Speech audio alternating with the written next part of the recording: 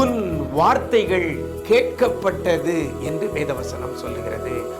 வித்தியாசம் உண்டாகும்படி செய்வேன் என்று கர்த்தர் சொல்கிறார். நான் உன்னை வெறுத்து விடவில்லை என்று கர்த்தர் சொல்லுகிறார். இன்றைக்கு கர்த்தர் நமக்கு தருகிற ஒரு வார்த்தை வார்த்தை வார்த்தை தேசத்தின் நன்மையை புசிப்பீர்கள் புசிப்பீர்கள்.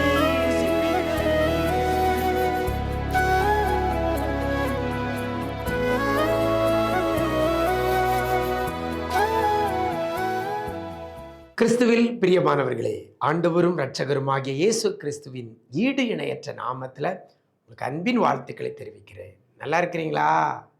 எல்லாரும் ஆண்டவர் கிருபையில் நல்லா இருப்பீங்கன்னு கர்த்தருக்குள் நம்புகிறேன். நிஜம் தொலைக்காட்சியின் இந்த விசேஷித்த வார்த்தை நிகழ்ச்சி மூலமாக ஒவ்வொரு நாளும் வேதத்திலிருந்து ஒரு வசனத்தை உங்களோடு கூட பகிர்ந்து கொள்வதை நினைத்து மனதார ஆண்டவரை துதிக்கிறேன். அந்த வார்த்தையை பிடித்து கொண்டு அந்த வார்த்தையை விசுவாசித்து நீங்களும் ஜெபிப்பீர்களேயானால் இதே வேத வசனம் உங்கள் வாழ்க்கையிலையும் நடைமுறைக்கு அது வரும். சரியா? இன்றைக்கும் கர்த்தர் நமக்கு தருகிற ஒரு வார்த்தை ஏசாயா தீர்க்கதரிசியின் புஸ்தகம் 1ஆம் அதிகாரம் 19ஆம் வசனத்தில் கடைசியில் இவ்வாறாக சொல்லப்படுகிறது. தேசத்தின் நன்மையை புசிப்பீர்கள் என்று வேதவசனம் சொல்கிறது. புசிப்பீர்கள் எதை? நன்மையை. எந்த நன்மையை? தேசத்தின் நன்மையை புசிப்பீர்கள் அப்படின்னு இந்த வசனம் சொல்லுகிறது. எனக்கு அருமையான தேவஜனமே, இன்றைக்கு நன்மையான காரியங்களை நாம் பெற்றுக்கொண்டிருக்கிறோமா? நன்மையான காரியங்களை அனுபவித்து கொண்டிருக்கிறோமா அப்படின்னு ஒரு கேள்வி கேட்டு பார்த்தா அநேகர் சொல்றது நான் இல்லை அப்படிதான் சொல்லுவாங்க. ஒரு வேதவசனத்தை ஒரு நபர்கிட்ட நம்ம சொல்லும் பொழுது அதில் ஒரு ஆசீர்வாதமான ஒரு வார்த்தை இருக்குதுன்னா அதை வாங்குறவங்க, அதை பார்க்குறவங்க, அதை கேட்குறவங்க, ஐயோ நான் இந்த வசனத்துக்கும் எனக்கும் இருக்கிறதுக்கு இப்போ சம்மந்தம் இல்லையே அப்படிதான் நம்ம நிறைய பேர் சொல்கிறோம்.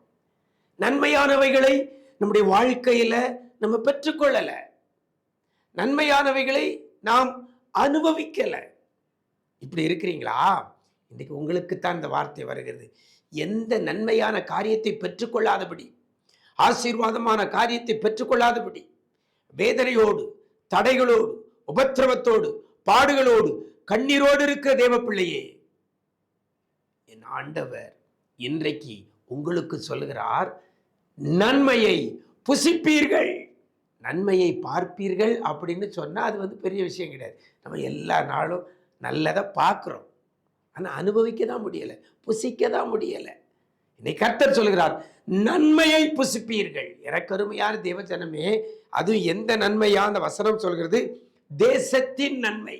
ஒரு நாட்டில் இருக்கக்கூடிய நன்மையான காரியங்கள் எல்லாருக்கும் கிடைக்காது, ஒரு சாராருக்கு தான் கிடைக்கும். ஆனால் கர்த்தர் உங்களை பார்த்து சொல்கிறார், தேசத்தின் நன்மையை புசிப்பீர்கள்.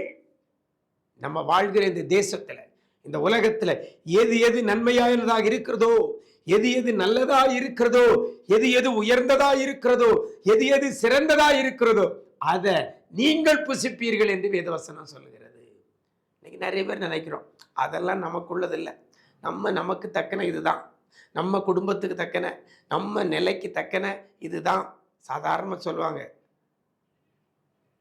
முடவன் கொம்புதேனுக்கு ஆசைப்படக்கூடாதுன்னு சொல்லுவாங்க. ஒரு பழமொழி உண்டு. நம்ம இருக்கிற தகுதிக்கு இதுதான், நமக்கு மேலே ஆசைப்படக்கூடாதுன்னு, அதுக்கு மேலே நம்ம தகுதிக்கு மிஞ்சி நம்ம நினச்சி பார்க்கக்கூடாதுன்னு சொல்லுவாங்க. ஏன்னா ஆண்டவர் அப்படி சொல்லலை. தேசத்தின் நன்மையை, உங்கள் வீட்டின் நன்மை அல்ல, உங்கள் கிராமத்தின் நன்மை அல்ல, உங்கள் தேசத்தின் நன்மையை புசிப்பீர்கள் என்று சொல்லப்பட்டிருக்கிறது. எனக்கு அருமையான தேவச்சனமே, இந்த ஆசீர்வாதம் எத்தனை பேருக்கு வேணும்? இந்த தேசத்தின் நன்மையை நாம் புசிக்கணும்னா நாம் ஒரு காரியம் செய்யணும்.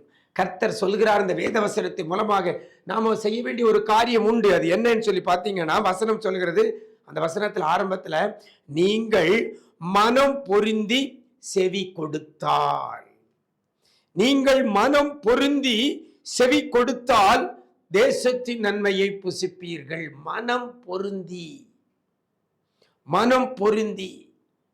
அப்போ இதுக்கு ஆப்போசிட் என்னது? மனம் பொருந்தாமல். பொருந்தலைன்னா என்னது?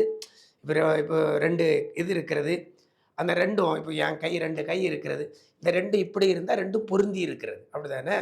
இப்படி இருந்தால் 2 கையும் பிரிந்து இருக்கிறது. அப்போ நம்முடைய மனம் பொருந்தி, நம்முடைய இருதயம் தேவனோடு கூட இணைந்து அவருடைய வார்த்தைக்கு செவி கொடுத்தால் தேசத்தின் நன்மையை புசிப்பீர்கள் என்று சொல்லப்பட்டிருக்கிறது. இன்னைக்கு மனம் பொருந்தி கர்த்தருக்கு செவி கொடுக்கிறோமா? இல்ல ஏதோ கடமைக்காக ஆலயத்துக்கு போகிறோமா? ஏதோ கடமைக்காக வேத வாசிக்கிறோமா? இல்ல, மனம் பொருந்தி, மனம் அவரோடு கூட இணைந்து, நம்முடைய இருதயம் அவரோடு கூட இணைந்து அவருடைய வார்த்தைக்கு நம்ம செவி கொடுத்தால் தேசத்தின் நன்மையை புசிக்க வைப்பார். இன்னைக்கு எத்தனை பேருடைய மனம் பொருந்த மாட்டேங்குது? ஒருத்தர் அங்க இழுத்தா ஒருத்தர் இங்க இழுக்கிறோம் அல்லவா? எத்தனை பேர்கிட்ட நம்ம ஐக்கியமா இருக்கிறோம்? நம்மளை பகைக்கிறவங்கிட்ட நம்ம போய் அவங்ககிட்ட போய் திரும்ப திரும்ப போய் அவங்ககிட்ட போய் ஒப்புரவாகிறது முடியாத காரியம். ஆனா சில பேர் மனம் திருந்தி நம்மோடு கூட பேச வரும்பொழுது நம்ம வெட்டிக்கிட்டு போறோமா? மனம் பொருந்தாம மனம் விலகி போகுதா? யோசிச்சு பாருங்க. மனம் பொருந்தி செவி கொடுத்தால் தேசத்தின் நன்மையை புசிக்கலாம். எனக்கு உண்மையான தேவஜனமே, இன்னைக்கு திருந்த வேண்டிய காரியத்தில் திருந்துங்க. நம்முடைய இருதயம் எப்பொழுது கர்த்தரோடு கூட இணைந்து இருக்கணும். கர்த்தருக்கு பிரியமான காரியத்தை நம்ம எப்பொழுது செய்யணும். கூடுமான வரை எல்லாரோடு கூட சமாதானமா இருக்க வேதவசனம் சொல்லுகிறது.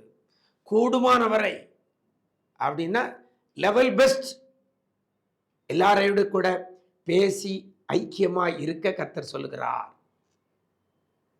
செலவுக்கு வெட்டிட்டு போவாங்க, அவங்க கூட போய் நம்ம ஒப்புரவாகணும், மனம் பொருந்தணும்னு அவசியம் இல்லை. ஆனால் நம்மகிட்ட மனம் பொருந்தி வர்றவங்களுக்கு நம்ம முகம் கோணாம அவர்களை ஏற்றுக்கொள்ளணும். அப்பந்தான் தேசத்தின் நன்மையை புசிக்க முடியும். பிரியமான தேவனுடைய பிள்ளைகளே, மனம் பொருந்தி கர்த்தருடைய வார்த்தைக்கு செவி கொடுத்து அந்த வார்த்தையின்படி செய்யுங்கள். கர்த்தர் சொன்ன கட்டளைகள் கற்பனைகளின்படி நடக்க நம்மை பழக்கிக் கொள்வோமையானால் தேசத்தின் நன்மையை புசிக்கலாம். சரியா? நம்மளால அனுபவிக்க முடியாத ஒரு சிறந்த ஆசீர்வாதம் அப்படின்னு எதுவுமே கிடையாது. கர்த்தரை நம்புகிற பிள்ளைகளுக்கு, மனம் பொருந்தி கர்த்தருடைய வார்த்தைக்கு செவி கொடுக்கிற பிள்ளைகளுக்கு உச்சிதமானவைகளை, தேசத்தில் உயர்ந்தவர்கள், நன்மையானவர்களை கர்த்தர் புசிக்க கொடுப்பார். அப்படிப்பட்ட கிருபை கர்த்தர் தருவாராக. நாம் ஜெபிக்கலாமா? எங்களை நேசிக்கிற நல்ல தகப்பனே, இந்த ஆசீர்வதிக்கப்பட்ட நல்ல நாளிலே கூட நீங்கள் மனம் பொருந்தி செவி கொடுப்பீர்களே ஆனால் தேசத்தின் நன்மையை புசிப்பீர்கள் என்று சொல்லியிருக்கிறீங்கப்பா. இந்த நாளில் கூட பிள்ளைகள் நன்மைகளை புசிக்க, நன்மைகளை அனுபவிக்க, நன்மைகளை பெற்றுக்கொள்ள என் ஆண்டவர் கிருபை செய்வீராக. நன்மையை பெற்றுக்கொள்வதற்கு தடையாயிருக்கிற இந்த சுபாவத்தை மாற்ற ஒப்பு கொடுக்கிற பிள்ளைகளை பாவங்களை மன்னித்து என் ஆண்டவர் தேசத்தின் நன்மையை புசிக்க கொடுப்பீராக. உச்சிதமானவைகளை, சிறந்தவைகளை பிள்ளைகள் வாழ்க்கையில் பெற்றுக்கொள்ள அனுபவிக்க உதவி செய்யுங்கப்பா. என்னென்ன காரியத்தில் சோர்ந்து போயிருந்தார்களோ அந்த காரியத்தில் ஒரு மாற்றம் இயேசுவின் நாமத்தில் இன்றைக்கு உண்டாவதாக. நன்மையான காரியங்கள் பிள்ளைகளுக்கு வந்து சேரட்டும், கிருபைகள் பெருகட்டும். மீட்பர் இயேசுவின் மூலம் ஜெபிக்கிறோம் நல்ல பிதாவே, ஆமென், ஆமென். பிரியமானவர்களே, மனம் பிரிந்திராதங்க, மனம் பொருந்தி அவருடைய வார்த்தைக்கு செவி கொடுங்கள். நீங்கள் நன்மையானதை புசிப்பீர்கள். கர்த்தர் உங்களை ஆசீர்வதிப்பார்.